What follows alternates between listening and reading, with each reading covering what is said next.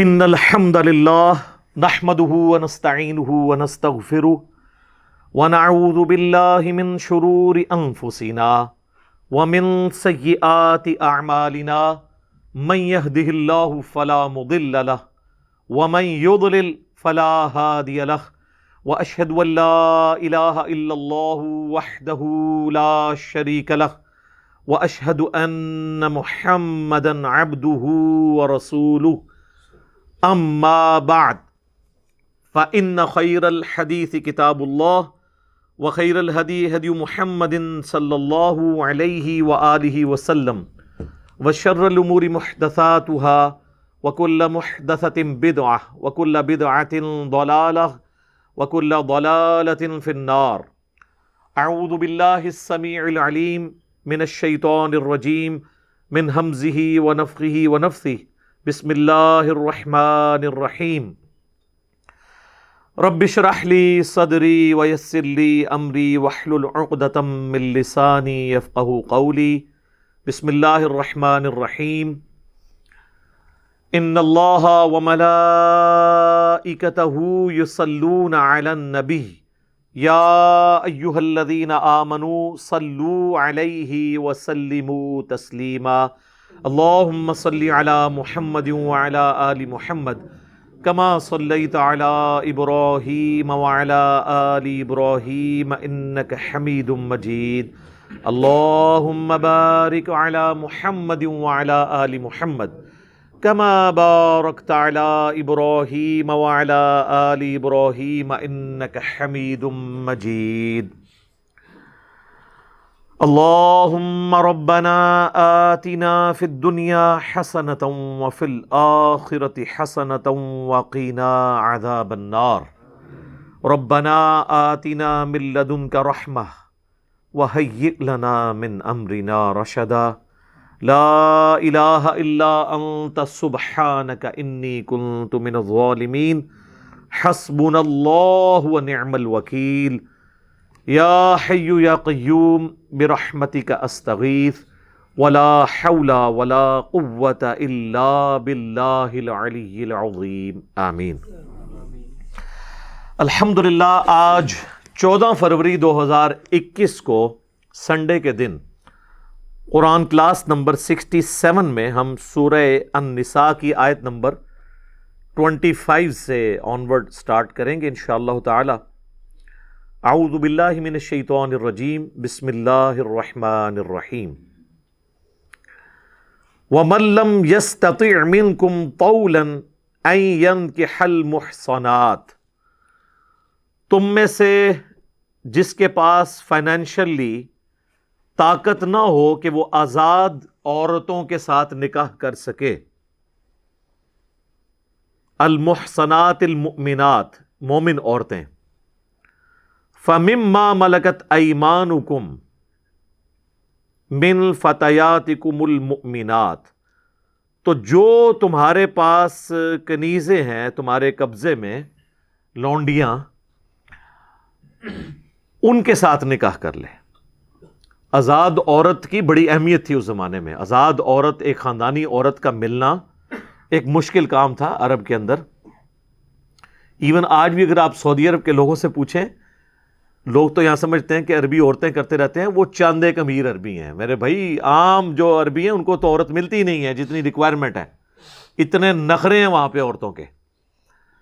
تو اس زمانے میں آزاد عورت کے ساتھ نکاح تو یہ بڑا مشکل کام تھا.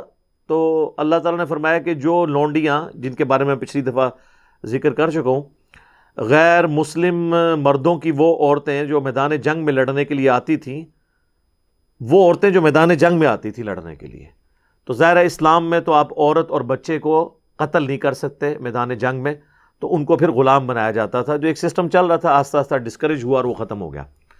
تو وہ جو لونڈیاں ہیں ان میں سے کسی کے ساتھ نکاح کر لو. اور خود اللہ کے محبوب صلی اللہ علیہ وآلہ وسلم نے بھی سیدہ صفیہ جو لونڈی بن کے آئی تھیں نبی علیہ السلام کے پاس، یہودیہ تھیں، بعد میں مسلمان ہوئیں، ان کو آزاد کر کے آپ نے خود ان کے ساتھ نکاح فرمایا اور ان کی آزادی ہی ان کا حق میں ٹھہرا. تو جو غریب لوگ ہیں وہ لونڈیوں کے ساتھ نکاح کر سکتے ہیں اس کے لیے ضروری نہیں کہ وہ لونڈی کو آزاد کریں گے اگر وہ مالک نہیں ہے. مالک ہیں تو ظاہر ہے وہ آزاد بھی کر سکتے ہیں, اور اگر مالک نہیں ہیں تو جن کی وہ لونڈیاں ہیں ان کی اجازت کے ساتھ ان سے نکاح ہو سکتا ہے, لیکن پھر اس نکاح کے بعد اس لونڈی کا جو اوریجنل مالک ہے وہ اس کے ساتھ تعلق نہیں قائم کر سکتا کسی قسم کا.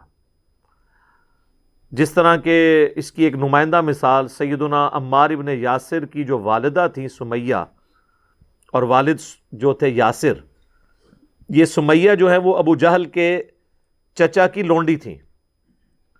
بڑا شریف آدمی تھا, اس کے مرنے کے بعد یہ ابو جہل کے قبضے میں آ گئے یہ لوگ, تو اس کے مالک کی اجازت سے حضرت یاسر نے ان کے ساتھ نکاح کیا, ان سے عمار ابن یاسر پیدا ہوئے, اور یہ دونوں ان کے ماں باپ اسلام کے پہلے شہداء ہیں, کیونکہ بعد میں جب چچا مر گیا تو ابو جہل نے قبضہ کر لیا ان کے اوپر, اور ان کے اوپر ظلم ڈھائے اسلام قبول کرنے کے سبب. تو لونڈیاں جو آپ کے قبضے میں نہیں کسی اور کی لونڈی ہیں, تو ایک غلام مسلمان ہے وہ دوسرے غلام کے ساتھ ظاہر شادی کرے گا, آزاد عورت اس کے ساتھ شادی کرنے کے لیے تیار ہی نہیں ہوگی, اور اگر کبھی ہو بھی گئی کسی مجبوری کی وجہ سے تو وہ پھر نکاح نبھ نہیں سکتا. اس کی نمائندہ مثال سیدنا زید بن حارثہ کی شادی سیدہ زینب کے ساتھ اسی لیے نہیں چلی کہ وہ ہاشمی خاتون تھی, یہ غلام زادے تھے, نبی اسلام نے اگرچہ بیٹا بنایا ہوا تھا ان کو لیکن ہے تو غلام تھے, تو اس لیے وہ زیادہ عرصہ وہ شادی چل نہیں سکی. تو اللہ تعالیٰ فرما رہا ہے اگر آزاد عورتیں نہ ملیں تو پھر جو کنیزیں ہیں یا لونڈیاں, جن کے حوالے سے میں پچھلی کلاس میں ڈسکشن کر چکا, آج تفصیل میں نہیں جاؤں گا, ان کے ساتھ نکاح کر لو. واللہ اعلم بایمانکم, اللہ تعالیٰ خوب جانتا ہے تمہارے ایمان کے متعلق کیا کیفیت ہے. بعضکم من بعض, تم میں سے بعض سے ہو, یعنی یہ تو اللہ نے دنیا میں کسی کے لیے آزمائش اس طرح کی بنا دی کہ کوئی مرد ہے, کوئی عورت ہے, کوئی غلام ہے, کوئی آزاد ہے, تو لیکن ہے سب کے سب آدم کی اولاد سے, وہی اسی جنس سے ہوا. فانکحوہن باذن اہلہن, تو نکاح کرو ان لونڈیوں کے ساتھ ان کے سرپرستوں کی اجازت سے. وآتوہن اجورہن بالمعروف, اور انہیں حق مہر جو ہے وہ جو معروف طریقے پر حق مہر بنتا ہے اس معاشرے کے اندر وہ دو. محصنات غیر مصافحات, تاکہ وہ بھی پاک دامن بن جائیں اور بدکاری سے بچ جائیں. ولا متخذات اخدان, اور کسی قسم کی کوئی پوشیدہ دوستی نہ ہو عورتوں کے ساتھ. نکاح چونکہ اعلانیہ ہوتا ہے, پوشیدہ دوستی کی تو اسلام میں اجازت نہیں ہے. تو لونڈیاں جو ہے ان کا کریکٹر بھی پورا صحیح ہوتا تھا, تو اس لیے اللہ تعالیٰ نے فرمایا کہ ان کو محسنہ بناؤ. محسنہ یعنی حصار میں بند, کسی قلعے کے اندر بند. تو شریعت میں محسنہ وہ عورت ہے, وہ آزاد عورت جو کسی خاندان کے قلعے میں بند ہو جاتی ہے. اگر وہ آزاد عورت ہے تو وہ اپنے باپ کے قلعے میں ہے, وہ محسنہ ہے. اگر وہ لونڈی ہے تو آزاد ہونے کے بعد وہ اپنے خاوند کے حصار میں آ جاتی ہے, یا آزاد کیے بغیر بھی کسی غلام کے ساتھ شادی کر لیتی ہے تو وہ بھی محسنہ بن جاتی ہے کہ وہ ایک حصار کے اندر, قلعے کے اندر آ جاتی ہے. فَإِذَا أُحْصِنَّ, جب وہ نکاح سے محفوظ ہو جائیں, یعنی ایسی لونڈیاں جو شادی کر لیں, آزاد تو وہ نہیں ہو سکیں لیکن انہوں نے نکاح کر لیا تو اس کی وجہ سے محسنہ بن گئی. آتَيْنَ بِفَاحِشَةٍ, اگر پھر بھی وہ بے حیائی پر اتریں, فَإِنْ أَتَيْنَ بِفَاحِشَةٍ, پھر بھی اگر وہ بے حیائی پر اتریں, فَعَلَيْهِنَّ نِصْفُ مَا عَلَى الْمُحْصَنَاتِ, تو ان پر سزا کا آدھا ہوگا جو کہ آزاد عورت کو سزا دی جاتی ہے. اب یہ جو آیت کا پورشن ہے, اس سے وہ لوگ جو شادی شدہ زانی کی سزا رجم کے قائل نہیں ہیں, جس کے اوپر سنی اور شیعہ کا اجماع ہے, بخاری اور مسلم میں درجنوں احادیث ہیں, وہ اسی آیت کے حصے کا سہارا لیتے ہیں. وہ یہ کہتے ہیں کہ جب قرآن کہہ رہا ہے کہ جو لونڈی ہے اس کو آدھی سزا دی جائے گی, شادی کے بعد بھی اگر وہ بے حیائی کرتی ہے تو رجم تو آدھا نہیں ہو سکتا, رجم تو پورا ہی ہوتا ہے. یعنی رجم میں تو یہ ہوتا ہے کہ زمین میں گاڑ کے زانی شادی شدہ کو پتھر مار کے اسے ہلاک کر دیا جاتا ہے. وہ سورہ نور میں جب آئے گا تو میں ڈیٹیل سے ڈسکس کروں گا, آلریڈی میری کئی ایک ویڈیوز اس پہ ریکارڈ ہیں. تو اب جو لونڈی اگر بے حیائی کرتی ہے تو اب آدھا رجم کس طرح کیا جائے؟ تو وہ کہتے ہیں اس میں امپلائڈ ہے کہ جو 100 کوڑوں کی سزا آئی ہے سورۃ النور کے اندر، وہی شادی شدہ کی بھی سزا ہے اور غیر شادی شدہ کی بھی، کیونکہ 100 کوڑے تو آدھے ہو کے 50 ہو سکتے ہیں، رجم کا آدھا نہیں ہو سکتا۔ اب یہ لاجیکلی تو ان کی بات درست ہے اگر یہ معاملہ اسی طریقے سے ہو، لیکن اگر آپ ان آیات کو دقت نظر سے دیکھیں اور جہاں سے یہ ٹاپک سٹارٹ ہوا تھا والمحصنات من النساء، تو میں نے پہلے بھی عرض کیا کہ محسنہ قلعے میں بند عورت، 2 عورتوں کے لیے محسنہ لفظ بولا گیا، ایک وہ غیر شادی شدہ عورت جو آزاد عورت ہے، جو اپنے باپ کے انڈر رہ رہی ہے لیکن وہ غلام نہیں ہے، وہ بھی محسنہ ہے، اور وہ شادی شدہ عورت جو ہے تو لونڈی یا غلام یا کنیز تھی لیکن اب خاوند کے انڈر آ گئی تو وہ بھی محسنہ ہے۔ دونوں کے اوپر محسنہ کا لفظ بولا گیا، لہذا چونکہ ٹاپک چل رہا تھا غیر شادی شدہ عورتوں کے حوالے سے محسنہ، اور ان کا کمپیریزن کروایا گیا کہ اگر تم ایسی محسنہ کے ساتھ شادی نہیں کر سکتے جو آزاد ہے تو پھر لونڈی کو محسنہ بنا لو، اس کے ساتھ نکاح کر لو۔ تو اب یہ کمپیریزن اس غیر شادی شدہ محسنہ کے ساتھ ہو رہا ہے، اس محسنہ کا جو کہ لونڈی ہے اور خاوند کے انڈر آ گئی ہے، یعنی یہ خاوند کے انڈر والی محسنہ بمقابلہ باپ کے انڈر رہنے والی محسنہ۔ تو اب آپ کو یہ بات سمجھ آئے گی کہ وہ غیر شادی شدہ محسنہ ہے جس کے بارے میں 100 کوڑے ہیں، تو اس کے آدھے اس کو لگیں گے۔ اگر کوئی لونڈی شادی شدہ کرے گی تو شادی شدہ لونڈی کو رجم نہیں کیا جائے گا بلکہ اس سے 50 کوڑے لگائے جائیں گے۔ اور اس وسوسے کا جواب جو غامدی صاحب کی طرف سے اٹھایا جاتا ہے یا امین احسن اصلاحی صاحب کی طرف سے کہ جی آدھا تو رجم ہو نہیں سکتا، تو یہ رجم کا تو اس میں تعلق ہی نہیں ہے، اس میں تو اس محسنہ سے کمپیئر کروایا جا رہا ہے جو غیر شادی شدہ محسنہ ہے۔ تو غیر شادی شدہ کے لیے تو ہم رجم کے قائل بھی نہیں ہیں، اس کے لیے سورۃ النور میں 100 کوڑوں کی سزا آئی ہے، اس کے ساتھ کمپیئر کریں گے تو 50 کوڑے بنتے ہیں۔ یہ میں نے یہاں پہ کلیئر کر دیا، باقی انشاءاللہ سورۃ النور میں جب جائیں گے تو تفصیل سے انشاءاللہ تعالیٰ اس کو ڈسکس کریں گے۔ فَعَلَيْهِنَّ نِصْفُ مَا عَلَى الْمُحْصَنَاتِ مِنَ الْعَذَابِ، وہ جو آزاد عورتوں کے لیے جو غیر شادی شدہ ہیں ان سے آدھا عذاب یعنی آدھی تکلیف 50 کوڑے انہیں دی جائے گی۔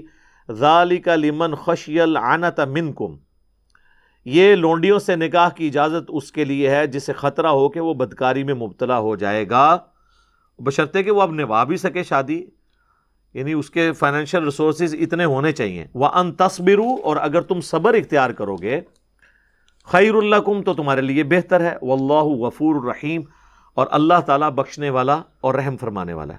صبر ظاہر ہے وہ تو میں نے پہلے بھی سورۃ النساء کے تعارف میں ڈسکس کیا تھا، صبر پھر یہی ہے جو صحیح بخاری میں حدیث ہے اور مسلم میں بھی موجود ہے، دونوں کتابوں میں ہے، متفقن علیہ ہے کہ اے نوجوانوں کے گروہ، جو تم میں سے استطاعت رکھتا ہے نکاح کرنے کی تو وہ نکاح کر لے۔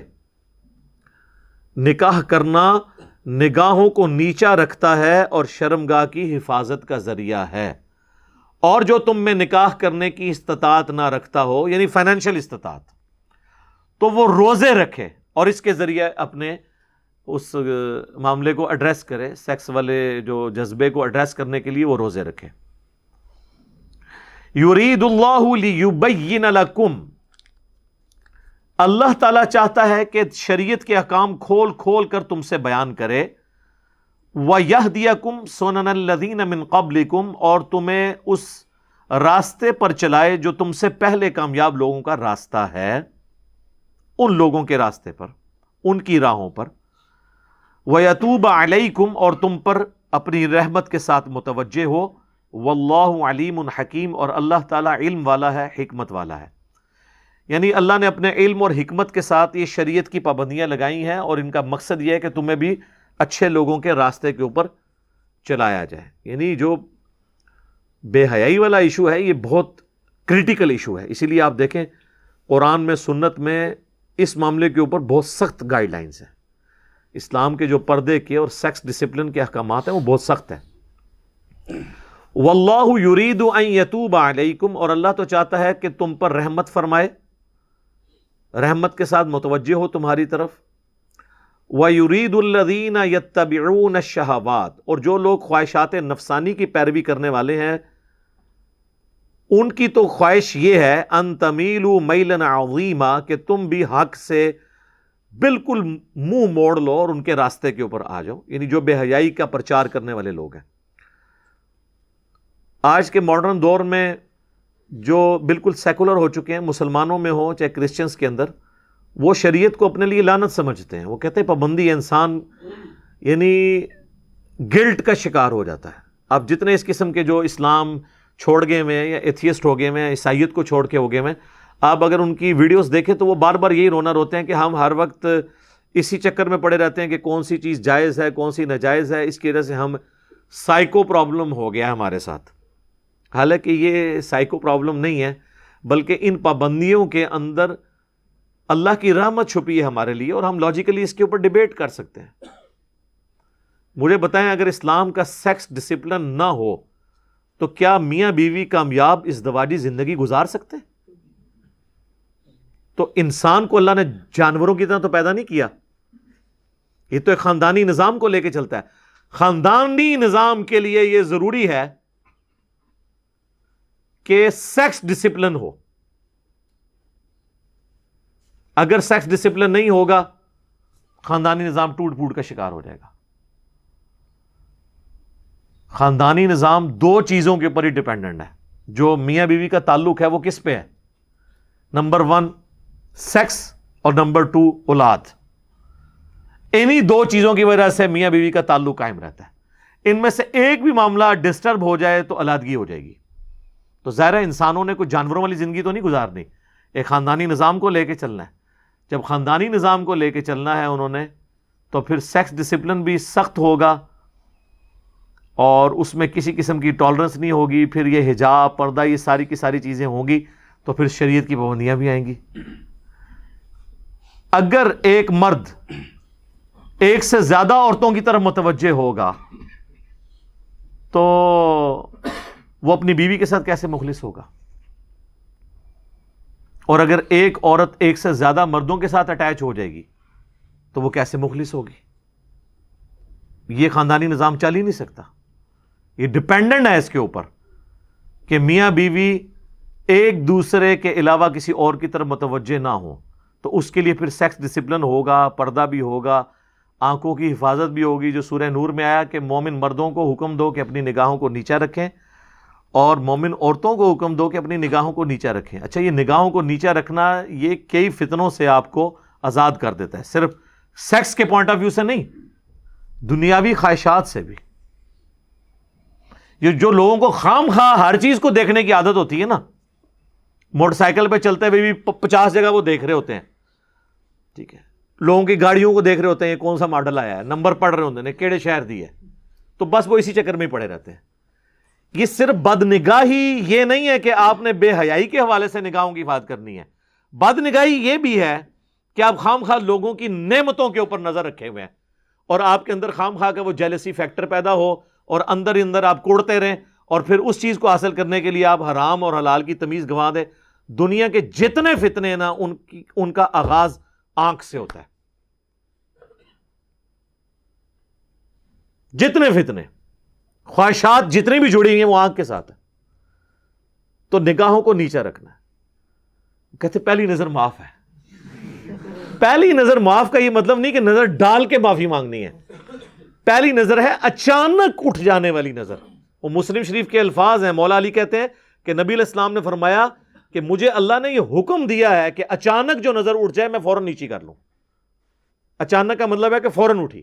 لیکن ایک شخص بازار میں جا رہا ہے، اور آپ کو پتہ ہے یہ آنکھیں اللہ نے ایسی چیز بنائی ہے کہ بڑی دور تک آپ نہ بھی دیکھ رہے ہو آئیڈیا ہو جاتا ہے، اور اس کو پتہ چل گیا ہے سامنے سے اسلامی بہنیں آ رہی ہیں، تو اب یہ تو نہیں وہ دیکھ کے پہلی نگاہ کرے گا اور پھر نیت کرتا ہوں پہلی نگاہ کی اور پھر نیچے، نہیں، بس اس کا اس وقت پتہ لگ جانا ہی اس کی پہلی نظر ہو گئی۔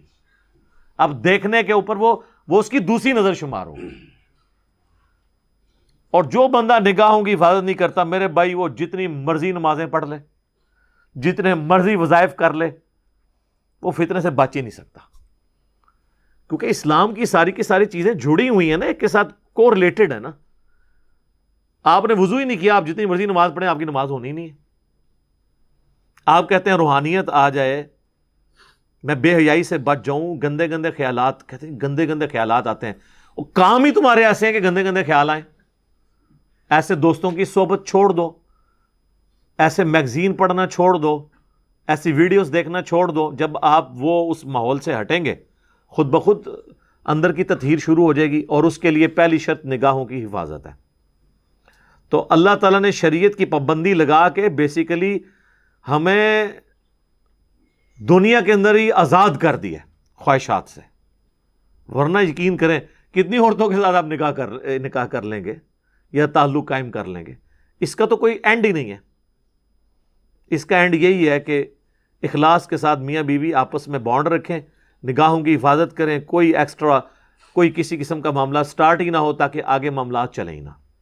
لہذا شریعت کی پابندی انسان کے لیے نعمت ہے. میں اکثر نمازوں کے اوقات کے بارے میں سوچتا ہوں کہ اگر نمازوں کے اوقات نہ ہوں تو جانوروں والی زندگی ہے انسان کی. جو لوگ نماز نہیں پڑھتے آپ دیکھیں ان کی کیا حالت ہوتی ہے. ان کو مغرب کے وقت نیند آئی ہے نا، سو گئے ہیں، اب جا کے رات کو 1 بجے آنکھ کھلی ہے، باقی سارے گھر والے سوئے ہوئے ہیں، اب وہ جاگا ہے، اب اس کو لگی ہوئی ہے بھوک، اب جائے گا فریج میں جا کے دیکھے گا، بجلی ہوگی تو چلو اوون میں کچھ گرم کر لے گا، پڑا ہوگا نہیں ہوگا تو وہ کھانے پینے کی طرف سے بھی ڈسٹرب ہوگا. اب رات کو 1 بجے جاگ گیا ہے تو اب نیند بھی نہیں آئے گی، اور فجر کی جیسے ہی اذانیں شروع ہوں گی نیند آ جائے گی. اور جب ناشتے کا وقت ہوگا وہ الٹا پڑا ہوگا، گھر والے ناشتہ کر رہے ہوں گے. تو نمازوں کا اگر ٹائم ٹیبل نہ ہو تو جانوروں والی زندگی ہے آپ کی. نماز کی وجہ سے ہم اپنے ٹائم ٹیبل کو مینٹین رکھتے ہیں. عصر کے بعد آئے ہیں نا، نیند بھی آئی ہے، بندہ کہتا ہے نہیں یار وہ مغرب کی نماز کا ٹائم ہو جائے گا، مغرب پڑھیں گے، اس کے بعد آپ کہیں گے چلو میں اب کھانا کھا لوں، عشاء بھی تو پڑھنی ہے، عشاء پڑھ کے ایک دفعہ ہی سوؤں گا. لیکن اگر آپ کی کوئی روٹین نہ ہو، جو اکثر ہمارے مسلمانوں کے نوجوان بھی ذرا ان کی حالت دیکھ لے کیا ہے، جانوروں کی سی زندگی گزار رہے ہیں، جانوروں سے بھی بدتر. تو شریعت جو ہے یہ لعنت نہیں ہے بلکہ نعمت ہے، اور یہ اللہ نے یہ پابندیاں لگا کے ہم پر احسان کر دیا. یہ پابندیاں نہیں ہیں بلکہ ہمیں سلیقہ سکھایا ہے. اس کے علاوہ کوئی اور پیٹرن ہو ہی نہیں سکتا کہ آپ سکون کی زندگی گزاریں. کوئی بندہ روزانہ 1 فلم بھی دیکھ لے، 2 فلمیں بھی دیکھ لے، کتنی دیکھے گا؟ At the end of the day bore ہو جائے گا، اینڈ ہی کوئی نہیں ہے. انسان کی زندگی ایک خاندانی زندگی ہے جس میں ماں باپ بیوی بچوں کے حقوق ہیں، وہ اپنے معاملات کو لے کے چلنا ہے، اللہ کے حقوق پورے کرنے ہیں، ایک ڈسپلن لائف گزارنی ہے آپ نے. اور اسی لائف میں کہنے کو تو وہ پابندی ہے، لیکن وہ پابندی ایسی پابندی ہے اس کی وجہ سے آپ سکون کے ساتھ زندگی گزار رہے ہیں. دنیا میں بھی آپ دیکھ لیں، آپ کسی ڈاکخانے کے باہر بینک میں یا ڈاکخانے کے باہر بل جمع کروانے کے لیے کھڑے ہوں اور وہاں پہ 1000 لوگ بل جمع کروانے کے لیے آ جائیں، اگر تو وہ قطار میں کھڑے ہوتے ہیں تو پھر تو سارے کرا لیں گے، اور اگر قطار نہیں بنتی تو پھر تو شام تک بھی فارغ نہیں ہوں گے، اور لڑائی جھگڑا بھی الگ سے ہوگا. ڈسپلن کا یہ فائدہ ہوتا ہے. اس طرح شریعت بھی ایک ڈسپلن ہے. تو اللہ تعالیٰ فرماتا ہے کہ جو خواہشات کی پیروی کرنے والے لوگ ہیں وہ تو چاہتے ہیں کہ تم لوگ بالکل راہ حق سے منہ موڑ لو، اور اللہ تعالیٰ تمہیں اس رحمت کے ساتھ تمہاری طرف متوجہ ہوتا ہے. رحمت سے مراد شریعت کی پابندیاں. یرید اللہ ان یخفف عنکم، اللہ تو چاہتا ہے تم سے ہلکا کر دے بوجھ. یہ ساری کی ساری پابندیاں لگا کے اللہ نے آپ سے بوجھ ہلکا کیا ہے. شریعت کی پابندی لگا کر آپ کو نفسیاتی مریض بننے سے، انزائٹی سے بچا لیا. وَخُلِقَ الْإِنسَانُ ضَعِيفًا، اور انسان کو تو اللہ نے کمزور پیدا کیا. یہ حقیقت بات ہے. انسان کے پاس صرف ایک چیز ہے جو اس کو سب پہ بھاری کر دیتی، وہ عقل ہے. باقی ہماری جتنی کیپیبلٹیز ہیں نا وہ جانوروں سے بہت کم ہے. ہاتھی جو ہے نا وہ زمین پہ پاؤں مار کے نا 40 کلومیٹر دور تک نا کمیونیکیشن کر لیتا ہے دوسرے ہاتھی کے ساتھ. 40 کلومیٹر. کتے کی سونگنے کی حساب دیکھ لیں. عقاب کتنے کلومیٹرز اوپر سے اپنا شکار نیچے دیکھ لیتا ہے. تو آپ جانوروں کو ذرا کنسیڈر کرنا شروع کریں، بندہ پریشان ہو جاتا ہے.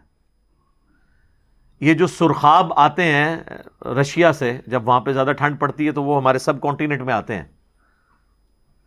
5,000 کلومیٹر ایٹ لیسٹ سفر کر کے آتے ہیں ہر سال، اور وہ ہوا میں ہی سفر کرتے بھی سوتے بھی ہیں اور اسی دوران اڑتے رہتے ہیں، اور ان کو یہ بھی پتا ہے کہ ہم نے ویوز جو یعنی ایئر کے جو مختلف لیئرز ہیں کس لیئر میں اڑنا ہے کہ ہم آسانی کے ساتھ یہاں پہنچ جائیں۔ وہ میرے بھائی کے ایک دوست ہیں، تو وہ سرخاب کا شکار کر کے نا تو گھر میں ایک دفعہ سرخاب دینے کے لیے آئے، تو مجھے کہنے لگے علی بھائی یہ پر دیکھیں، یہ وہ پر ہیں جو بوئنگ اور ایئر بس کا کوئی جہاز بھی اس طرح کے پر نہیں رکھتا جو اللہ نے اس کو پر دیے ہیں، فیولنگ کی بھی ضرورت نہیں سر، بس وہ وہاں سے چلتے ہیں اور یہاں وہ سوتے بھی ہیں، کھانے پینے کی بھی کوئی حاجت نہیں ان کو، یہاں پہ پہنچ جاتے ہیں، اور پھر جب موسم دوبارہ نارمل ہوتا ہے وہ واپس چلے جاتے ہیں۔ تو جانوروں کو آپ کسی بھی جانور کی اگر خوبیاں گننی شروع کریں تو بندہ حیران رہ جاتا ہے۔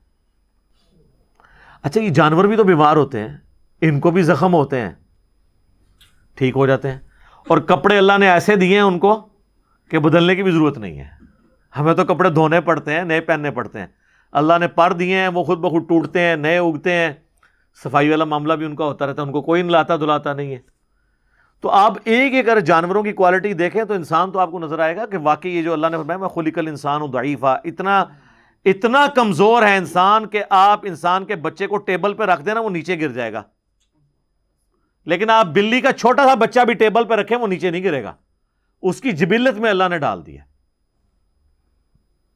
یہ جو مرغیوں کے چھوٹے چھوٹے چوزے جب نکلتے ہیں انڈے سے، کس اسکول میں جاتے ہیں وہ؟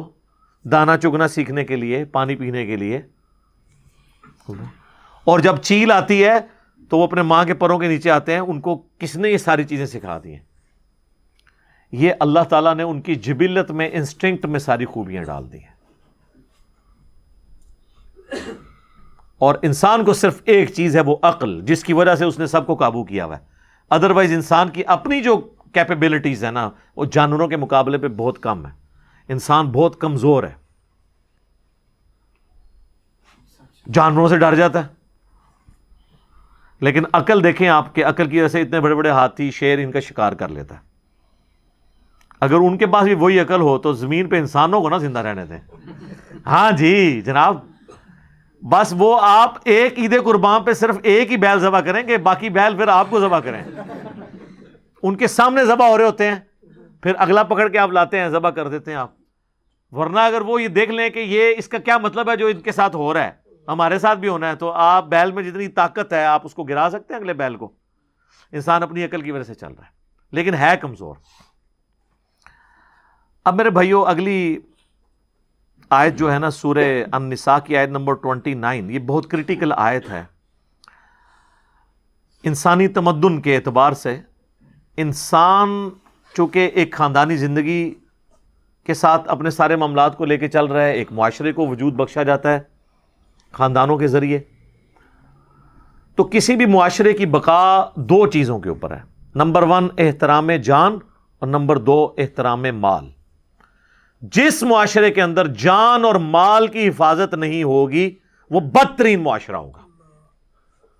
بخاری اور مسلم دونوں میں جو حدیث ہے، نبی علیہ السلام کے آخری خطبات میں سے ایک یوم النحر کا خطبہ ہے جو آپ نے 10 ذوالحجہ 10 ہجری کو منا کے میدان میں دیا، ایک وہ ہے جو عرفات کے میدان میں دیا تھا، ایک منا کے میدان میں دیا ہے جو بخاری اور مسلم دونوں میں ہے۔ وہ آپ نے اکثر سنا ہوگا کہ نبی علیہ السلام نے صحابہ سے پوچھا آج کون سا دن ہے، تو انہوں نے کہا اللہ اور اس کا رسول بہتر جانتے ہیں۔ پوچھا یہ کون سا مہینہ ہے، تو انہوں نے کہا اللہ اور اس کا رسول بہتر جانتے ہیں۔ یہ کون سا شہر ہے، تو انہوں نے کہا اللہ اور اس کا رسول بہتر جانتے ہیں، عز وجل وصلی اللہ علیہ وآلہ وسلم۔ صحابہ کہتے ہیں ہمیں پتا تھا لیکن ہم نے جواب اس لیے نہیں دیا، ہو سکتا ہے نبی علیہ السلام ان ساری چیزوں کے نام چینج کرتے ہیں۔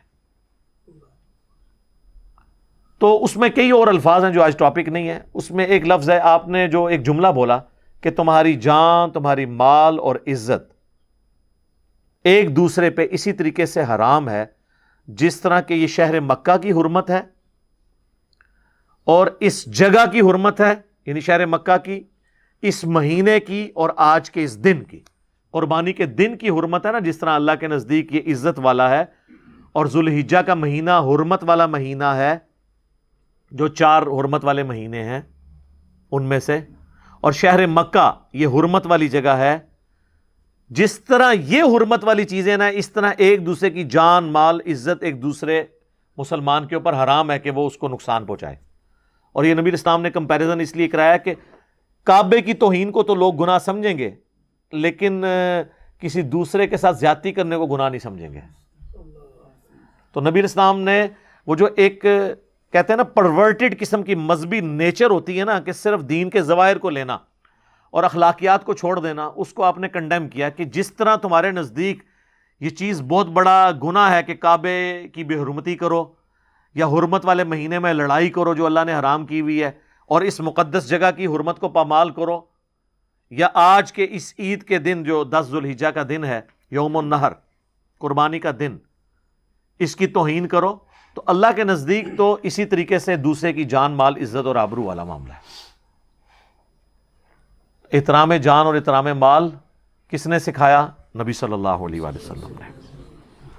تو احترام جان اور احترام مال نہیں ہوگا، معاشرہ قائم نہیں رہے گا. اسی کو سپورٹو وہ مولا علی کا قول ہے جو تواتر کے ساتھ امت نے نقل کیا ہے، کہ وہ کہتے ہیں کہ کوئی بھی معاشرہ بغیر مذہب اور دین کے تو چل سکتا ہے، لیکن بغیر انصاف کے نہیں چل سکتا. انصاف کیا ہے؟ کہ میری جان اور مال کسی دوسرے انسان سے محفوظ رہے، اور اگر میرے ساتھ کوئی زیادتی کرتا ہے تو جوڈیشری مجھے میرا حق دلائے انصاف کے ساتھ. جو ہمارے حکمران صرف باتیں کرتے ہیں جی عدالتیں آزاد ہوں، حالانکہ عدالتوں کو انہوں نے اپنا غلام بنایا ہوا ہے. ہاں، اگر کوئی دلیر قسم کا کوئی جج آ جائے تو پھر انہی سیاسی لیڈروں کو فکر پڑ جاتی ہے اور کہتے ہیں اس کو نوکری سے نکال دو، اس کے خلاف پراپوگنڈا چلاؤ، اس کو جیسے وہ مولوی گستاخ رسول ڈکلیئر کرتے ہیں نا، تو ہمارے جو پولیٹیشنز ہیں یا ہمارے اداروں کے لوگ وہ دلیر لوگوں کو نا جو ہے نا یہود و نصارہ کا انڈیا کا ایجنٹ ڈکلیئر کرتے ہیں. گالی وہی ہے، ذرا شکل دوسری ہے اس کی. مولویوں کے پاس گالی یہ تو نہیں ہوگی کہ انڈیا کا ایجنٹ ہے، وہ تو یہ کہیں گے کہ یہ یہود و نصارہ کا ایجنٹ ہے، قادیانیوں کا ایجنٹ ہے، گستاخ رسول ہے، یہ اس قسم کے الفاظ بولیں گے. لیکن ہماری سیاسی جماعتیں اور جو اختلاف رکھنے والے ادارے ہیں وہ دوسروں پہ ظاہر ہے یہ الزام تو نہیں لگائیں گے، وہ الزام یہ لگائیں گے کہ اس کی محب الوطنی کے اوپر ہمیں شک ہے، اس کے دشمنوں کے ساتھ روابط ہیں. تو جوڈیشری جس معاشرے میں آزاد نہیں ہوگی، یہ آج ہم یورپ اور امریکہ کی تعریفیں کرتے ہیں، حالانکہ وہاں پر کتنی بے دینیت ہے. صرف ایک چیز ہے وہاں پہ، انصاف ہے. یہ بات کرنا آسان ہے نا.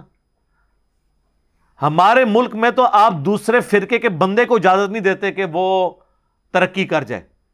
یورپ اور امریکہ کے اندر انہوں نے نہیں یہ دیکھنا کہ یہ سب کانٹیننٹ کا رہنے والا ہے، یہ چائنا کا رہنے والا ہے یا ہمارا شہری ہے، جو پرفارم کرے گا اوپر جائے.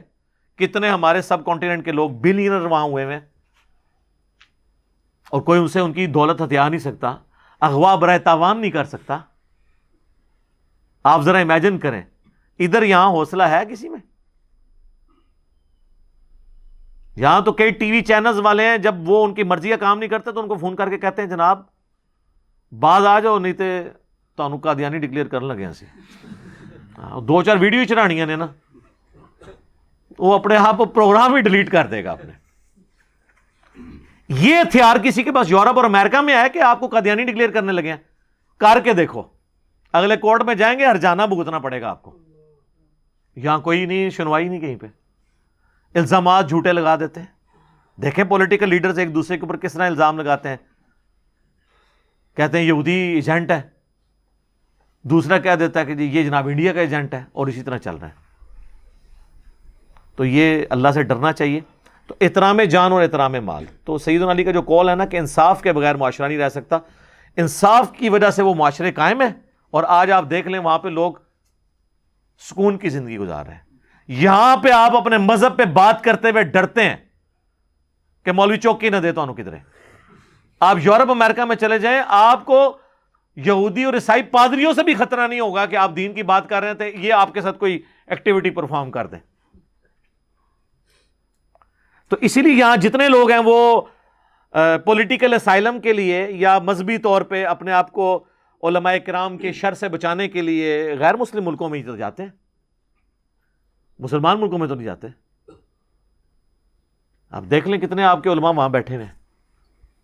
جاوید احمد غامدی صاحب ہندوؤں کے ڈر سے وہاں بیٹھے ہوئے، لیکن وہاں دیکھ لیں وہ بیٹھے ہوئے ہیں، اب امریکہ چلے گئے تو وہاں ان کو سکون ہے. اپنی بات ٹھیک ہے، علمی اختلاف کوئی رکھ سکتا ہے وہ اپنی جگہ، لیکن یہاں پہ لوگ علمی اختلاف نہیں رہنے دیتے. مجھے خود غامدی صاحب بتانے لگے کہ میں تو 5 وقت نماز پڑھتا تھا مسجد میں، ماڈل ٹاؤن میں جب رہتے تھے. تو ایک دن کہتے ہیں ایک مسجد کے بزرگ نے مجھے سائڈ پہ جا کے کہا، اور کہا بڑے اخلاص کے ساتھ، کہ دیکھیں آپ کی مطلب اللہ کے ساتھ کمٹمنٹ اپنی جگہ، لیکن آپ اپنی جان کے تو دشمن ہیں، ہمارے پہ مہربانی فرمائیں، یہاں پہ بم پھٹا تو ہم آپ کے ساتھ خام خواہ شہید ہو جائیں گے، تو آپ گھر میں نماز پڑھا کریں. کیونکہ ان دنوں وہ یہ ضرب عضب اور رد الفساد نہیں ہوا تھا نا، تو اس لیے جو نان اسٹیٹ ایکٹر ہیں نا وہ بڑے عروج پہ تھے، اور غامدی صاحب ان کے خلاف کھڑے ہوئے تھے. ٹھیک ہے، مولوی تو ظاہر آپ کو پتہ ہے سپورٹر تھے، اور کسی زمانے میں ہمارے وہ ریاستی ادارے بھی ان کے سپورٹر تھے. وہ جب پھر ان اداروں کو فٹ ہوئے وہ بندے، ہم تو اس وقت بھی کہتے تھے یہ تمہارے گاٹے فٹ ہو رہیں گے، اپنی جو ہے نا یہ ڈاکٹرن بدلو، اپنا نیریٹو بدلو. اب شکر ہے کہ ان کو سمجھ آئی، لیکن بہت بعد میں سمجھ آئی، جب ہمارے کتنے فوجی جوان شہید ہوئے، آج تک کتنے لوگ شہید ہو رہے ہیں، اب جا کے یہ سکون ہوا ہے کافی حد تک. تو وہ غامدی صاحب کہتے ہیں مجھے وہ کہنے لگے بڑے اخلاص کے ساتھ کہ بھی آپ گھر ہی نماز پڑھا کریں. تو کہتے ہیں اس دن میں نے پھر فرسٹ ٹائم یہ سوچا کہ میں نے کبھی سوچا بھی نہیں تھا میں نے ملک چھوڑ کے جانا ہے. تو یہاں تو لوگ کہہ دیتے ہیں ملک چھوڑ کے کیوں چلے گئے. جناب آپ کی تو جرت نہیں ہے کہ آپ ایک عالم دین ممبر پہ جھوٹ بول رہا ہو یا غلط حدیثیں بیان کر رہا ہو جو حدیثیں ہو ہی نہ، اور جھوٹے واقعات بیان کر رہا ہو، آپ جمعے کے خطبے کے بعد اس سے سوال بھی نہیں پوچھ سکتے. اپنی تو آپ کی جرت یہ ہے، اور لوگوں کو مشورے دیتے ہیں جی چوک کے رکھو کام. وہ مولوی جو آپ کو حضرت عمر رضی اللہ تعالیٰ عنہ کا یہ واقعہ سناتا ہے نا کہ انہوں نے کرتا سلوا لیا تھا، تو ان کے سلمان فارسی کھڑے ہوئے اور کہا کہ ہم تیرا خطبہ نہیں سنیں گے جب تک یہ پتہ نہ چلے تو نے کپڑے کیسے سلوائے ہیں، کیونکہ مال غنیمت سے ہر شخص کو ایک چادر ملی تھی، تو ایک چادر میں تو تیرا لباس نہیں بنتا، یہ تو نے کیسے سلوایا. تو انہوں نے کہا کہ میرا بیٹا جواب دے گا. انہوں نے اپنی چادر اپنے باپ کو گفٹ کی، ان 2 چادروں سے ان کا لباس بنا. تو انہوں نے کہا ہاں اب تم بیان کرو، ہم سنیں گے بھی، تم حکم دو، ہم اطاعت بھی قبول کریں گے. یہ واقعہ جو مولوی بیان کر رہا ہوتا ہے نا، ممبر سے اترنے نہیں آپ نے اس کو دینا، کیونکہ حضرت عمر کو بھی ممبر پہ ہی پوچھا تھا. وہیں آپ کھڑے ہو کے پوچھیں کہ حضرت صاحب آپ 4 سال پہلے ایک سائیکل پہ آئے تھے، آج آپ نے ڈرائیور بھی اور ہونڈا سیوک رکھی ہوئی ہے، یہ کہاں سے آئی ہے؟ آپ کی تنخواہ تو 25,000 ہے، 25,000 کا تو پیٹرول بھی نہیں اس میں پورا ہوتا. تو یہ اللہ کی اتنی مہربانی آپ پہ کیسے ہوئی ہے؟ حضرت عمر کی سنت پہ عمل کرتے ہوئے ذرا بتائیں. تو 3-4 دہشت گرد قسم کے اس کے چیلے وہاں کھڑے ہوں گے اور کہیں گے کہ آپ کو مفتی صاحب سے بات کرنے کی تمیز نہیں ہے. ایک صحیح جملہ ہے انہوں نے، یا کہیں گے آپ ذرا کمرے میں تشریف لیں، کمرے نہیں جانا. ہاں کمرے گئے تو ہوتا جنت ہی پہنچا دیں تو. ہاں جی کمرے نہیں جانا. انہوں نے کو تقریر باہر کی تھی، جواب بھی باہر دو، کمرے نہیں جواب دینا. تقریراں کر دیو باہر ممبراں ہوتے ہیں تو جواب لینا سکھا دو، کمرے چاہو تھوڑا اکرام مسلم کریے. تو سب کہانی ہے، یہ نہیں آپ کے اکاؤنٹیبل ہو سکتے. صرف آپ ان کی تقریریں سن لیں. اللہ کے نبی چٹائی پہ بیٹھتے تھے تو ہی بینا نہ. چھوڑ دیں میرے بھائی، ان کا لیونگ سٹینڈرڈ آپ دیکھیں، آپ حیران ہو جائیں گے. کوئی پرائم منسٹر، کوئی آرمی چیف اس لائف کو نہیں انجوائے کر رہا جو یہ لوگ کر رہے ہیں. آرمی چیف یا پرائم منسٹر کی تو عزت لوگ اس کے عہدے کے دبدبے کی وجہ سے کریں گے، اور اتنا ہی عرصہ کریں گے جتنے دن ہے وہ. بعد میں آپ دیکھ لیں آج مشرف کا کیا حال ہو رہا ہے. لیکن علماء وہ ہیں جن کی لوگ اندر سے عزت کرتے ہیں اور مرتے دم تک کرتے ہیں، وہ ریٹائر بھی نہیں ہوتے. کیوں کہ وہ انہوں نے جو ان کو جنت میں لے کے جانا ہے نا. اتنی مت مار دی ہے یار انہوں نے. تو وہ بات کہاں سے کہاں چلی گی، چونکہ یہ آیت بہت کریٹیکل ہے. آیت نمبر 29 سورہ النساء کی، احترام جان اور احترام مال. یا ایھا الذین آمنوا لا تأکلوا اموالکم بینکم بالباطل، اے اہل ایمان مت مال ہڑپ کرو ایک دوسرے کا باطل طریقے سے. الا ان تکونوا تجارۃ عن تراض منکم، ہاں تم مل جل کر کوئی پارٹنرشپ کر کے تجارت کے ذریعے کوئی مال کماتے ہو کہ آدھا وہ پارٹنر ہے آدھا آپ ہیں اور کمائی ہوتی ہے، یا ایک سلیپنگ پارٹنر ہے، محنت دوسرے کی ہے، سرمایہ اس کا تھا تو اب اس کی جو انکم ہے ظاہر ہے اگرچہ آپ کا سرمایہ نہیں تھا لیکن محنت تو آپ کی ہے نا. تو اب اس کے مال سے جو کمائی ہے وہ تو آپ کھا سکتے ہیں، وہ کاروبار ہے مداربہ یا مشارکہ کی شکل میں، ویسے نہیں کسی کا مال ہتھیا سکتے۔ وَلَا تَقْتُلُوا أَنفُسَكُمْ، اور مت اپنے آپ کو قتل کرو۔ یہاں اپنے آپ سے مراد ہے کہ ایک مسلمان کو مارنا گویا اس نے اپنے آپ کو ہی مارا ہے، اس نے اپنے معاشرے کا قتل کیا ہے، یعنی ایک دوسرے کو قتل مت کرو۔ ان اللہ کان بکم رحیما، بے شک اللہ تعالی بھی تو تمہارے ساتھ بڑی مہربانی فرمانے والا ہے۔ جب اللہ تمہاری نافرمانیاں دیکھ کر بھی تمہارا روٹی پانی بند نہیں کر رہا، تو تم بھی جو ہے نا انسان بن جاؤ، آدم کے بچے بنو، شیطان کے بچے نہ بنو۔ شیطان نے اپنی غلطی پہ جسٹیفیکیشن دی تھی اور آدم نے اپنی غلطی پہ معافی مانگی تھی، تو آدم کے بچے بنو۔ آدمی کون ہوتا ہے؟ جو آدم کی اولاد میں سے ہو۔ تو اللہ تعالیٰ بھی تو رحم فرمانے والا ہے۔ تو یہاں پہ احترام جان اور احترام مال آیا ہے، ایک دوسرے کو قتل بھی نہیں کرنا اور ایک دوسرے کا مال بھی ہڑپ نہیں کرنا۔ تو یہ بڑی کریٹیکل آیت ہے۔ اس آیت کے کانٹیکسٹ میں ایک حدیث ہے صحیح مسلم کے اندر، اب چونکہ اس آیت کے ساتھ وہ ریلیٹڈ ہے میں اس لیے بیان کر رہا ہوں۔ صحیح مسلم میں حدیث ہے انٹرنیشنل نمبر کے مطابق 4776، جو ہم نے اپنے کربلا والے ریسرچ پیپر میں بھی ڈالی ہوئی ہے، کہ عبد الرحمن بن عبد رب کعبہ ایک تابعی ہیں، وہ کہتے ہیں کہ میں خانہ کعبہ شریف میں داخل ہوا اور میں نے دیکھا کہ حضرت عبداللہ بن عمر بن عاص جو صحابی ہیں، وہ خانہ کعبہ کی دیوار کے ساتھ ٹیک لگائے ہوئے اصحاب کو، اپنے ساتھیوں کو، تابعین کو حدیث بیان کر رہے ہیں، جس حدیث کے اندر وہ ترغیب دلا رہے ہیں کہ اپنے حکمران کی اطاعت تم پہ ضروری ہے۔ تو وہ بیٹھ کے حدیث سنتے رہتے ہیں۔ جب وہ حدیث بیان کر چکتے ہیں تو وہ تابعی عبد الرحمن جو ہے وہ حضرت عبداللہ بن عمر بن عاص سے کہتا ہے کہ یہ حدیث جو آپ نے یہاں بیان کی ہے کہ حکمران کی اطاعت کرنی ہے، کیا یہ حدیث آپ نے خود رسول اللہ سے سنی تھی صلی اللہ علیہ وآلہ وسلم؟ تو انہوں نے کہا ہاں، میری آنکھوں نے اللہ کے نبی صلی اللہ علیہ وآلہ وسلم کو دیکھا، میرے کانوں نے آپ سے یہ بات خود سنی اور میرے دل نے اسے یاد رکھا۔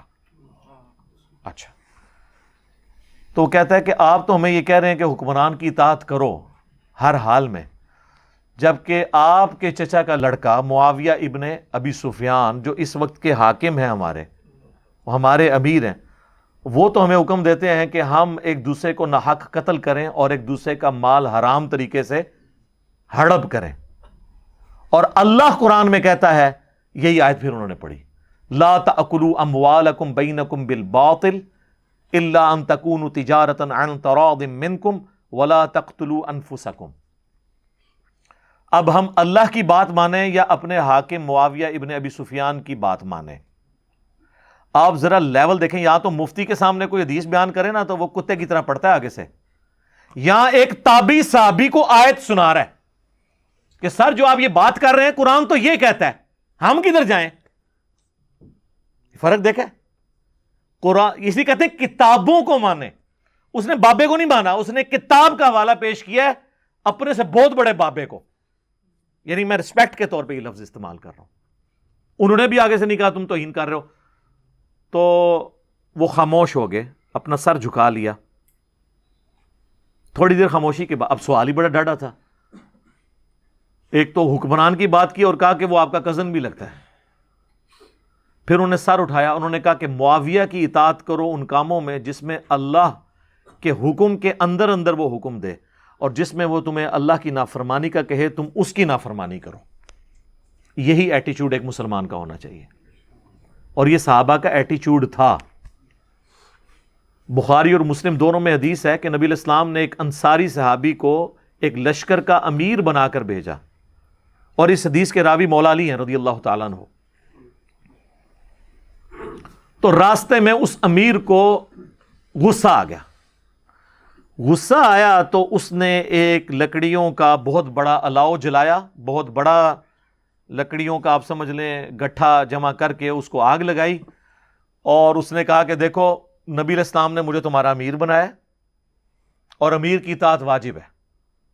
بخاری مسلم میں حدیث ہے نا کہ جس نے میرے بنائے ہوئے امیر کی اطاعت کی اس نے میری اطاعت کی، اور جس نے میری اطاعت کی اس نے اللہ کی اطاعت کی، اور جس نے میرے بنائے ہوئے امیر کی نافرمانی کی اس نے میری نافرمانی کی، اور جس نے میری نافرمانی کی اس نے اللہ کی نافرمانی کی۔ تو اس نے کہا کہ میں تمہارا امیر ہوں اور میں تمہیں حکم دیتا ہوں کہ تم اس آگ میں چھلانگ لگاؤ. یعنی غصہ ٹھنڈا کرنا سی, انہوں نے وہ آگے سٹ رہے. اب وہ تو جناب آگے کو مقلد تو نہیں تھے نا سر, وہ یہ تو نہیں کہتے تھے کہ مفتی صاحب نے فرما دیا لاؤ چھال. انہوں نے کہا کہ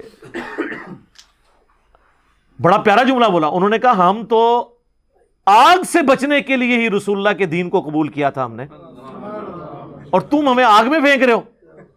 ہائے ہائے ہائے. آج کوئی یا تو لوگ پیروں کے کہنے پہ بچے ذبح کرتے ہیں. چلے بچے ذبح کرنا تو آپ کو یعنی ایک دم لگتا ہے کہ بہت بڑا جرم ہے. اس سے بڑا جرم یہ ہے کہ پیروں کے, بزرگوں کے, مفتیاء کے, علماء کے کہنے کے اوپر لوگ سنت کے مطابق نماز پڑھنے سے ڈر جاتے ہیں, رسول اللہ کا طریقہ چھوڑ دیتے ہیں, لیکن وہ ہمیں نظر نہیں آتا. بچہ مر جائے تو نظر آ جاتا ہے. انہوں نے آپ کا ایمان بھی قتل کیا ہوا ہے, وہ ایمان ہم قتل کروا لیتے ہیں. وہ ٹھیک ہے جی, وہ جانے انشاءاللہ تعالیٰ وہ سنبھال لیں گے. وہ کی تو سامن گے تو ہم نال ہی لے کے جان گے جتنے انہوں نے آپ جانا ہے. ٹھیک ہے نا جی. تو خیر اسی دوران وہ آگ ٹھنڈی ہو گئی اور اس صحابی کا غصہ بھی ٹھنڈا ہو گیا. حدیث کے الفاظ ہیں کہ اس صحابی کا غصہ بھی ٹھنڈا ہو گیا, اور جیسے ہی وہ سفر سے واپس آئے نا, انہوں نے سیدھا رسول اللہ کو شکایت کی کہ جی آپ کے امیر نے ہمارے ساتھ یہ کیا ہے. نبی علیہ السلام نے فرمایا اگر تم لوگ اپنے امیر کے کہنے پر اس آگ میں چھلانگ لگا دیتے تو جہنم کی آگ میں جا کے نکلتے سیدھے. اس سے یہ بات پتہ چلی کہ امیر, مفتی, بزرگ, اگر کوئی صحابی بھی ہو اور وہ قرآن و سنت کے خلاف چلنے کا آپ کو کہے تو آپ نے نہیں ماننا. یہ ہے اس میں سے میسج. آپ نے اس کو یہی کہنا ہے کہ کتاب و سنت کو میں نے فالو کرنا ہے. اور اس حدیث کے آخر میں الفاظ ہیں, نبی علیہ السلام نے فرمایا کہ اللہ کی اطاعت کے اندر ہی کسی کی اطاعت کی جا سکتی ہے, اللہ کی نافرمانی میں مخلوق کی اطاعت جائز نہیں ہے. یہ سورہ لقمان میں بھی آیا نا, اللہ تعالیٰ نے فرمایا کہ اگر تیرے ماں باپ بھی تجھے کہیں نا کہ تو میرے ساتھ شریک ٹھہرا تو تو نے ان کا حکم نہیں مانا. حالانکہ ماں باپ کا درجہ اس کائنات میں اللہ رسول کے بعد سب سے بڑھ کر ہے کسی ایک انسان کے لیے حقوق کے اعتبار سے, لیکن وہاں کے وہاں نہیں. ایک اور حدیث ہے بخاری اور مسلم میں کہ مخلوق کی اطاعت معروف میں ہے, منکر میں نہیں ہے. بھلائی کے کاموں میں ہے, برائی کے کاموں میں نہیں ہے.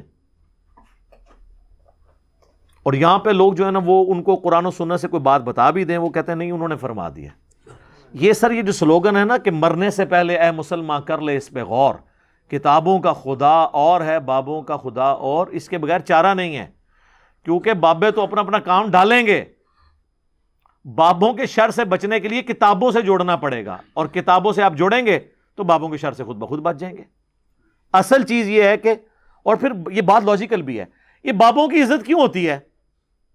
اس لیے کہ یہ کتاب اللہ اور سنت پہ چلنے والے ہیں, اور اگر آپ کو بھی یہ چلنے سے روکیں تو پھر لا نہیں لینا چاہیے تھا بجائے ان کی عزت کرنے کے. عزت کی بنیاد ہی یہی تھی نا. عزت کی بنیاد کیا تھی کہ یہ جی قرآن پہ اور حدیث پہ چلتے ہیں, اور جو یہ کہ قرآن حدیث ڈائریکٹ نہ پڑھو گمراہ ہو جاؤ گے, پھر اس کے ساتھ کیا کرنا چاہیے؟ اکرام مسلم اس کا کرنا چاہیے نا. تو یہ جناب بڑا تلخ معاملہ ہے, لیکن میں نے اس کو اس لیے اس حوالے سے ایڈریس کیا تاکہ آپ کو یہ معاملات سمجھ آ جائیں کہ اطاعت امیر کی اس وقت تک ہے جب تک کتاب و سنت کے دائرے کے اندر ہے. وَمَن يَفْعَلْ ذَلِكَ عُدْوَانًا وَظُلْمًا, اور جو کوئی سرکشی اور ظلم کرتا ہے, فَسَوْفَ نُصْلِيهِ نَارًا, تو ہم عنقریب اسے آگ میں داخل کریں گے. وَكَانَ ذَلِكَ عَلَى اللَّهِ يَسِيرًا, اور یہ اللہ تعالیٰ کے اوپر بڑا آسان ہے. یہ قیامت مضمر ہے اس جملے میں کہ اللہ پہ یہ بڑا آسان ہے کسی کو آگ میں پھینکنا. اس کا مطلب آپ کو پتا ہے, آگ میں تو ہمارے لیے بھی آسان ہے, اگر آپ پاس اختیار ہے تو آپ پھینک دیں گے. یہ بیسیکلی اس نظریے کا رد ہے جو آج کل ایک ماڈرن ایج میں بہت بڑا فتنہ چل رہا ہے کرسچنس کی طرف سے. وہ کہتے ہیں جی مسلمانوں کا خدا جو ہے نا وہ عذاب کی ہمیشہ وعیدیں سناتا ہے اور ہمارا خدا تو آل لونگ ہے. خدا تو وہ ہوتا ہے جو ہر حال میں اپنی مخلوق سے پیار کرے. تو اس میں تو ظاہر یہ آیت نہیں بیٹھتی کہ جی اللہ پہ بڑا آسان ہے کسی کو آگ میں پھینکنا. انسان کے لیے تو اختیار بھی دیا ہو دل پسیج جاتا ہے. ہم تو ایک بلی کو نہیں آگ میں پھینک سکتے. اللہ کہہ رہے ہیں میرے لیے آسان ہے. یہ بتایا جا رہا ہے کہ اللہ تعالیٰ کے وہ جذبات نہیں ہیں. یہ جو لوگ اکثر کہتے ہیں نا جی اللہ ماں سے بھی 70 گنا زیادہ محبت کرتا ہے. اچھا تو اگلا سوال ہے کیا ابو جہل سے اللہ تعالیٰ اس کی ماں سے زیادہ محبت کرنے والا ہے؟ ابو لہب سے جو اللہ کے دشمن ہے اس کے پیغمبر کے دشمن ہے؟ نہیں. یہ ماں سے زیادہ محبت اس کے لیے جو واقعی کردار ویسا اڈاپٹ کرے گا. اور اللہ کے کوئی جذبات نہیں ہیں, یہ مخلوق کے جذبات ہوتے ہیں. وہ کہتے ہیں جی میری ماں کو اختیار دیا جائے تو مجھے کبھی دوزخ میں نہ پھینکے, تو اللہ کیسے پھینکے گا؟ اس لیے کہ اللہ ماں نہیں ہے, اللہ بوڑھی نانی اماں نہیں ہے, اللہ کے ویسے جذبات نہیں کہ وہ اپنے جذبات سے مغلوب ہو جائے. انسان اپنے جذبات سے مغلوب ہو جاتا ہے. اللہ کے ساتھ یہ کمزوریاں نہیں جڑی ہوئی. اس کے لیے کوئی مشکل نہیں کسی کو جہنم میں پھینکنا, بہت آسان ہے. اللہم اجرنا من النار. یہ اللہ نے دنیا اس لیے نہیں بنائی ہے کہ لوگ اپنی مرضی کی زندگی یہاں پہ گزاریں. ہاں کوئی گزاریں گے اللہ گزارنے دے گا, لیکن آخرت پھر وہ اللہ کی مرضی کی ہوگی. تو یہ اللہ پہ بڑا آسان ہے کسی کو آگ میں پھینکنا. قیامت مزبر ہے اس کے اندر, اللہ تعالیٰ کا یہ معاملہ نہیں. اور پھر میں نے ان کرسچنس کو ایک علمی پھکی بھی دی تھی. اگر میں تمہاری لاجک مان لوں گاڈ از آل لونگ, تو یہ بتاؤ کیا تمہیں اختیار دیا جائے کہ تم اپنے دشمن کی بیوی کو موت دے دو جس کے 4 5 6 7 چھوٹے چھوٹے بچے ہوں, تمہارا دل پسیجے گا نہیں کہ اپنے دشمن کی بیوی کو قتل کرو اپنے اس دشمن کی دشمنی میں جس کے چھوٹے چھوٹے بچے ہوں؟ ظالم سے ظالم شخص بھی ایک بار ضرور سوچے گا. تو اگر خدا آل لونگ ہے ان معنوں میں, تو اللہ تو روزانہ ہزاروں ایسے عورتوں کو موت دیتا ہے جن کے چھوٹے چھوٹے بچے ہوتے ہیں. تو اللہ اپنے جذبات سے مغلوب کیوں نہیں ہو جاتا؟ ان کو چھوڑ دینا. اللہ کو نہیں پتا ستیلی ماں ان کے ساتھ کیا کریں گی, ان کی باقی کی زندگی کیسے گزرے گی. تو اللہ جذبات سے مغلوب ہونے والا نہیں ہے. یہ دنیا آزمائش کے ساتھ اللہ نے جوڑی ہے. کسی کو دے کے آزمائے گا, کسی سے لے کر آزمائے گا. اور پھر دیکھیں یہ آزمائش اتنی بڑی رکھی ہے کہ جتنے بڑے بڑے لوگ ہیں نا ان کے ساتھ بڑی بڑی آزمائشیں ہیں. حسین ابن علی جیسی آزمائش امت میں سے کسی پہ آئی ہے کیا؟ اگر دین پر چلنا, نیک زندگی گزارنا آزمائشوں کو ٹال دیتا تو ان سے ٹال جاتی. لہٰذا ہمارے یہ جو وائزین بھی کہہ رہے ہیں نا کہ جی آپ نماز شروع کر دیں, آپ نیکی کے راستے پہ آ جائیں, تو انشاءاللہ بھٹی کو بھی آگ لگائیں گے سونا ہو جائے گی. سر اس طرح کوئی نہیں ہوئے گی. وہ جو آپ کا مقدر ہے وہ آپ کو ملنا ہے. ہاں آخرت کی میں گارنٹی دیتا ہوں کہ جو آخرت ہے نا وہ آپ کی مرضی کی ہوگی اگر آپ نے دنیا اللہ کی مرضی کی گزاری. دنیا کی کوئی گارنٹی نہیں ہے, کیونکہ دنیا تو ان لوگوں کو نہیں ملی جو ہم سے بہت اچھے تھے. تو آپ کیوں ایسی امید لگائے ہوئے ہیں کہ آپ کو ویسی دنیا مل جائے گی؟ ہاں لیس للانسان الا ما سعی, انسان کے لیے وہ ہے جس کی وہ کوشش کرے.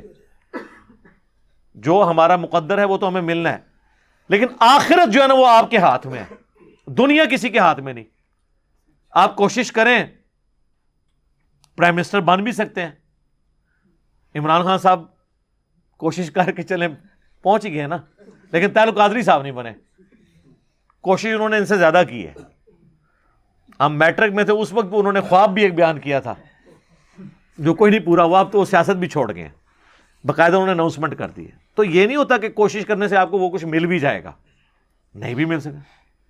لیکن یہ آخرت جو ہے نا جی, یہ ایسی چیز ہے کہ اگر آپ دنیا میں کوشش کرتے ہیں آخرت گارنٹیڈ ہے انشاءاللہ تعالی. ہاں یہ اللہ نے اپنے پیغمبروں، یہ جو اللہ تعالیٰ بار بار کہتا ہے نا میں اپنے وعدے کی خلاف ورزی نہیں کرتا، اس سے مراد آخرت کے وعدے ہیں جو تم سے کیے ہیں نا. جو اوبیڈینٹ رہے گا، پیغمبروں کے ماننے والوں کو، پیغمبروں کی اطاعت کرنے والوں کو جنت، اور پیغمبروں کے نافرمانوں کو جہنم میں پھینکوں گا. یہ اللہ نے اسٹیبلش کرنا ہے. اسی کو میں کہتا ہوں کہ دنیا آپ اللہ کی مرضی کی گزاریں، آخرت آپ کی مرضی کی. لیکن اگر آپ نے دنیا اپنی مرضی کی گزاری تو پھر آخرت اللہ کی مرضی کی. اور اللہ کی مرضی کی آخرت یہ ہے کہ اس کا یہ تقاضا ہے عدل کا کہ وہ اپنے نافرمانوں کو جہنم میں پھینکے. اور یہ تقاضا حقوق العباد کے حوالے سے بھی اللہ پہ ہے. سیدہ سمیہ اور سیدنا یاسر کے ساتھ جو کچھ ابو جہل نے کیا ہے اور جس طریقے سے انہیں قتل کیا ہے، سیدنا یاسر اور سمیہ کو تو جنت میں جانے کا مزہ بھی تب ہی آئے گا جب وہ اسی لیول کا بدلہ ابو جہل سے قیامت والے دن لیں گے. تو مومنین کے دلوں کو ٹھنڈا کرنے کے لیے بھی مجرمین کو سزا دینا ضروری ہے. یہ صرف اللہ کی ریکوائرمنٹ نہیں ہے، اور یہ اللہ ہی ہے جو سزا دے سکتا ہے. ہٹلر نے 60 لاکھ یہودیوں کو، یا بہت محتاط اندازہ لگا لیں تو چلیں 6 لاکھ، یہودی کہتے ہیں 60 لاکھ، باقی لوگ کہتے ہیں نہیں ایگزیجریٹ کے 6 لاکھ تھے. سر 6 لاکھ انسانوں کو بھی 100 فیکٹریاں بنا کے قتل کرنا، انوسنٹ لوگوں کو، صرف اس بنیاد پہ کہ وہ مذہبی ہیں. ہمارا ان سے علمی اختلاف یہودیوں سے اپنی جگہ. یہودیوں کو قتل اس لیے کیا گیا جس طرح آج جو کچھ ہمیں مسلمانوں کو وہاں پہ فیس کرنا پڑ رہا ہے نا کہ یہ مذہبی لوگ ہیں، آرتھوڈاکس ہیں، یہ اس ماڈرن معاشرے میں چل نہیں سکتے. یہودی بھی اس طرح بڑے مذہبی ہیں. ان کو اس وقت اس معاشرے کے لیے خطرہ سمجھا گیا. 100 فیکٹریاں بنائی گئی ان کو قتل کرنے کے لیے. ان کی عورتوں کو انٹر کرتے تھے، ایک طرف سے بال ان کے شیو آف کرتے تھے، ان بالوں سے نازیوں کے قالین بنتے تھے. دوسرے چیمبر میں جا کے انہیں بے ہوش کیا جاتا تھا گیس کے ذریعے. تیسرے چیمبر میں ان کو ڈالا جاتا تھا جہاں ان کا جسم پورا گل جاتا تھا، اور آخر میں ایک لیسدار مادہ نکلتا تھا جو وہ کھاد کے طور پہ استعمال کرتے تھے. انسانوں کو قتل کرنے کے لیے 60 لاکھ انسانوں کو، 6 ملین لوگوں کو قتل کرنے کے لیے فیکٹریاں بنائی گئی تھی. ظاہر اتنے بندوں کو مارنا، پھر اس کو ڈسپوز آف بھی تو کرنا ہے. دنیا کی کوئی عدالت ہٹلر کو 60 لاکھ دفعہ پھانسی چڑھا سکتی ہے؟ سر اللہ کر سکتا ہے کہ 60 لاکھ دفعہ قیامت میں ہٹلر کو زندہ کرے اور 60 لاکھ دفعہ اسی تکلیف سے گزارے ایک یہودی کے بدلے میں. تو آخرت کی جو زندگی ہے اس کے بغیر دنیا کی زندگی کو سمجھنا مشکل ہے. اسلام کی ڈاکٹرن آخرت کے ساتھ جوڑی ہے. یہ اکثر لوگ کہہ رہے ہوتے ہیں نا جی اگر اللہ رزق دے رہا ہے تو تھوپیا میں لوگ بھوکے کیوں مر رہے ہیں؟ وہ اس لیے کہ آپ کی ذمہ داری اس نے لگائی ہوئی ہے، کسی کو دے کے ازمایا، کسی سے لے کے ازمایا. ہاں اگر دنیا کی زندگی ہوتی صرف، آخرت نہ ہوتی، تو پھر واقعی تھوپیا والوں کے ساتھ ظلم ہو رہا ہے. یا پاکستان میں عدالتوں کے غلط فیصلوں کی وجہ سے جن لوگوں کے ساتھ زیادتی ہو رہی ہے واقعی زیادتی ہو رئی ہے. لیکن اگر آخرت کی زندگی ہے نا تو سر پھر یہ آزمائش دنیا کی عارضی ہے. آخرت کی ہمیشہ کی زندگی میں کامیابیاں مقدر ہیں. صحیح مسلم میں حدیث ہے، عبداللہ بن عمر کہتے ہیں کہ نبی علیہ السلام سے میں نے خود سنا تھا کہ میرے غریب صحابہ میرے امیر صحابہ سے 40 سال پہلے جنت میں چلے جائیں گے. تو وہ غریب صحابہ کے ساتھ بیٹھا کرتے تھے کہ چلو ان کی صحبت ہے. ظاہر ہے آخرت کا دن 50,000 سال کا دن ہے، اس کے بعد جنت اور دوزخ کا فیصلہ ہونا ہے. ان 50,000 سال میں 40 سال کوئی پہلے جنت میں چلا جائے تو بہت بڑی کامیابی ہے. اور 40 سال تو مشکل سے شعور کی زندگی انسان کی ہوتی ہے، 15-20 سال تو ویسے ہی گزر جاتے ہیں. تو آخرت کے ساتھ اگر دنیا کو جوڑ کے سمجھیں گے نا پھر یہ پورا پرفیکٹ ڈاکٹرن ہے جو اللہ نے اپنے پیغمبروں کے ذریعے دی ہے. لیکن اگر آخرت کو آپ ہٹا دیں گے تو پھر آپ ہود بھائی والی باتیں ہی کریں گے اور رچرڈ ڈاکنز والی باتیں ہی کریں گے. تو آخرت کے ساتھ جوڑیں گے پھر اسلام کا ماڈل پرفیکٹ ہوتا ہے. صرف دنیا کی بات کریں گے تو وہ جتنے اعتراضات کیے جاتے ہیں وہ اپنی جگہ بالکل لاجیکل ہیں، لیکن جب آخرت کی ڈاکٹرن سے جوڑیں گے تو بالکل فٹ ان یہی ماڈل بنتا ہے جو اللہ تعالیٰ نے انسانیت کو دیا ہے. اللہ تعالیٰ سے دعا ہے جو حق بات میں نے کہی اللہ تعالیٰ ہمارے دلوں میں راسخ فرمائے. اگر جذبات میں میرے منہ سے کوئی غلط بات نکل گئی تو اللہ تعالیٰ ہمارے دلوں سے معاف کر دے. ہمیں کتاب و سنت کی تعلیمات پر عمل کر کے دوسرے بھائیوں تک پہنچانے کی توفیق عطا فرمائے. سبحانک اللہم و بحمدک اشہد ان لا الہ الا انت استغفرک و اتوب الیک وما علینا الا البلاغ المبین. جزاکم اللہ خیرا.